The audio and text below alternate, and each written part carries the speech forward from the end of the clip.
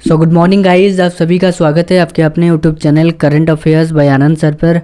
आज है 30 अक्टूबर 2021। तो इस वीडियो में बेसिकली हम लोग 30 अक्टूबर से रिगार्डिंग करंट अफेयर्स को बहुत ही बेहतरीन तरीके से डिस्कस करेंगे। सो किसी भी हालत में कंप्लीट वीडियो को देखिएगा। लास्ट में आपसे एक क्वेश्चन भी पूछूंगा जिसका आंसर आपको कमेंट बॉक्स में लिखकर बताना है। मुझे उम्मीद है आप पीछे की भी सभी करंट अफेयर्स को जरूर रिवीजन कर रहे होंगे जो डेट वाइज पड़े हुए हैं, कोई भी डेट मिस नहीं है। सबसे पहले वीडियो को स्टार्ट करेंगे एक मोटिवेशनल लाइन से। मोटिवेशनल लाइन है कि सपने उनके पूरे नहीं होते जिनके बाप बड़े होते हैं, सपने उनके पूरे होते हैं जो जिद पर अड़े होते हैं। बिल्कुल सही बात है जो कि कही गई है कि अगर आप सोचते हो कि मेरा बाप बड़ा है, बड़ा आदमी है, तो आपके सपने कभी भी पूरे नहीं होंगे। सपने उनके पूरे नहीं होते जिनके बाप बड़े होते हैं। लेकिन अगर आप जिद लेकर बैठे हो कि मेरे को यूपीएससी क्रैक करना है, आईपीएस क्रैक करना है, रेलवे, बैंकिंग, ये सब एग्जाम्स को क्रैक करना है, तो अगर आप जिद लेकर बैठे हो तो डेफिनेटली आपको सक्सेस मिलेगा, आपका एग्जाम्स क्रैक हो जाएगा। सो गाइज, सपने उनके पूरे नहीं होते जिनके बाप बड़े होते हैं, सपने उनके पूरे होते हैं जो जिद पर अड़े होते हैं। सो चलिए फटाफट शुरुआत करते हैं आज का करंट अफेयर्स। सो पहला क्वेश्चन है भारत निर्वाचन आयोग यानी कि ईसीआई का मतलब इलेक्शन कमीशन ऑफ इंडिया। सो भारत निर्वाचन आयोग ने वोटर लिस्ट में नाम जोड़ने व सुधार के लिए किस एप्लीकेशन को लॉन्च किया है? सो ईसीआई ने वोटर लिस्ट में नाम जोड़ने व सुधार के लिए गरुड़ ऐप नाम से एक एप्लीकेशन को लॉन्च किया है। सो इस क्वेश्चन का सी ऑप्शन सही है। देखिए, आपको यहाँ पर ऐसे भी क्वेश्चन पूछा जा सकता है कि गरुड़ एप्लीकेशन को किसने लॉन्च किया है, किसने लॉन्च किया है। अगर आपको क्वेश्चन पूछा जाएगा तो आंसर हो जाएगा ईसीआई यानी कि election commission of India. ECI की स्थापना कब हुई थी? ईसीआई की स्थापना हुई थी 25 जनवरी 1950 में हुई थी स्थापना। इसलिए तो 25 जनवरी को हर साल राष्ट्रीय मतदाता दिवस भी मनाया जाता है। और हेडक्वार्टर सबको मिलेगा नई दिल्ली में। भारत के मुख्य निर्वाचन आयुक्त, अगर आपको क्वेश्चन पूछा जाएगा ना कि भारत के मुख्य निर्वाचन आयुक्त कौन है, सही आंसर है सुशील चंद्रा। इस बार एनटीपीसी में भी पूछा गया था ये क्वेश्चन, ठीक है। और अन्य चुनाव आयुक्त श्री राजीव कुमार और श्री अनूप चंद्र पांडे, ठीक है।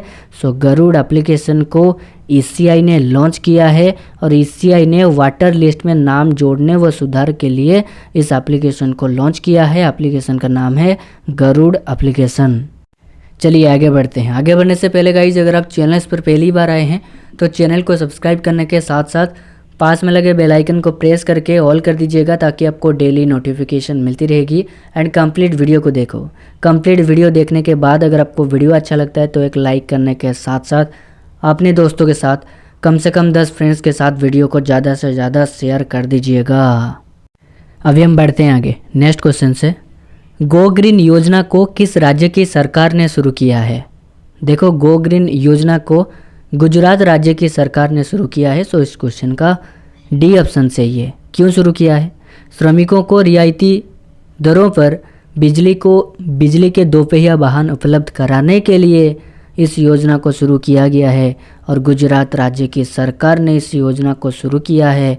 योजना का नाम है गो ग्रीन। अच्छा, ये बताओ कि गुजरात के मुख्यमंत्री है कौन? गुजरात के मुख्यमंत्री है भूपेंद्र पटेल। और इस योजना के तहत संगठित क्षेत्र के कामगार जैसे औद्योगिक श्रमिक को बैटरी से चलने वाले दोपहिया वाहनों की खरीद पर वाहन की कीमत पर 30% या 30,000 रुपये की सब्सिडी मिलेगी।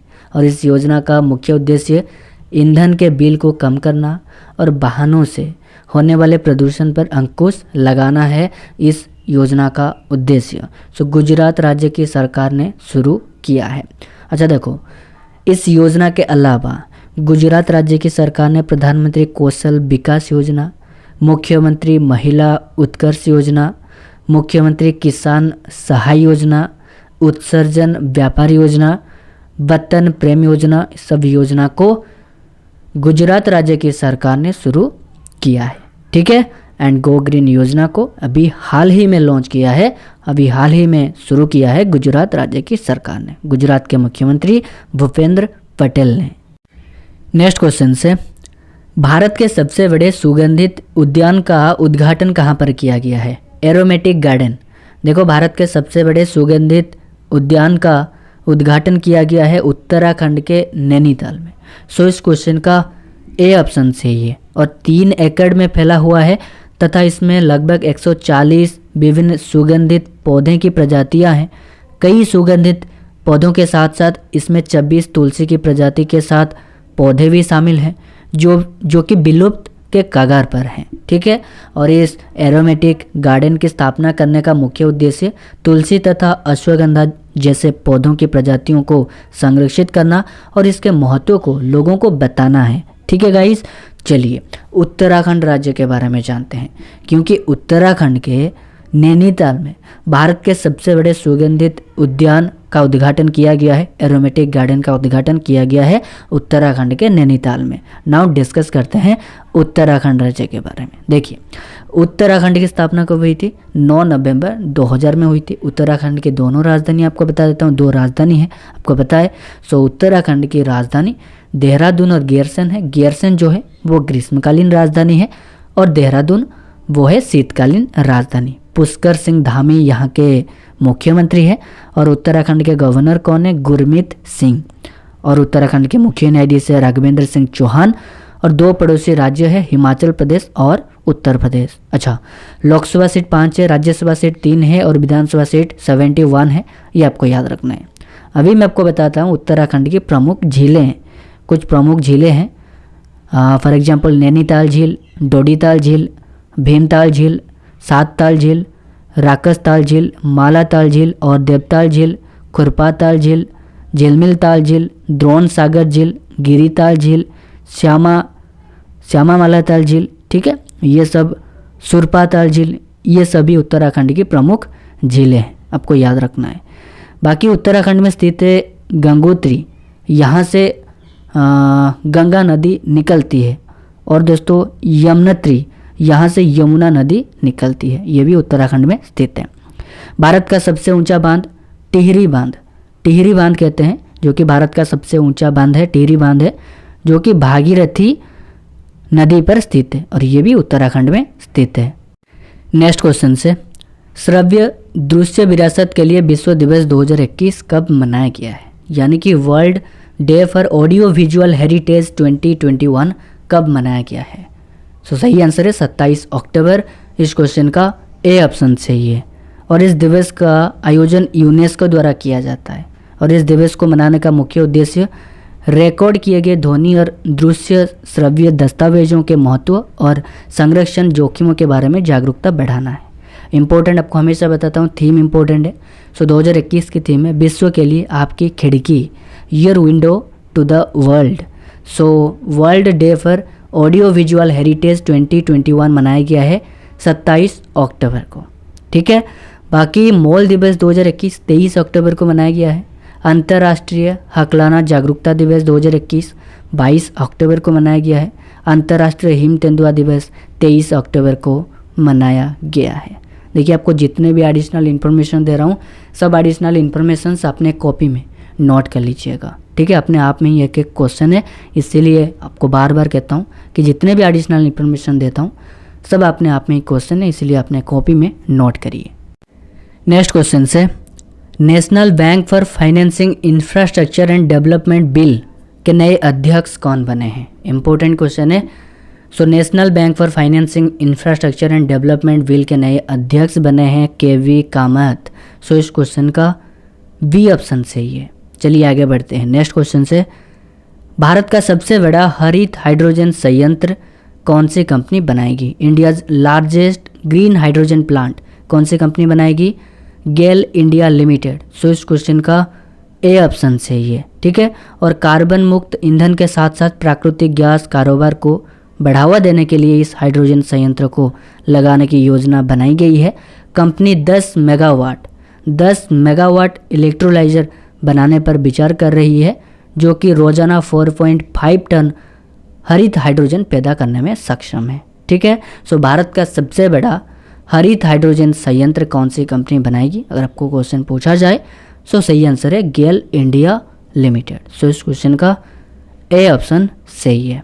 एंड लास्ट क्वेश्चन है, भारतीय मूल की राजनेता अनीता आनंद किस देश की नई रक्षा मंत्री बनी है? Defence minister.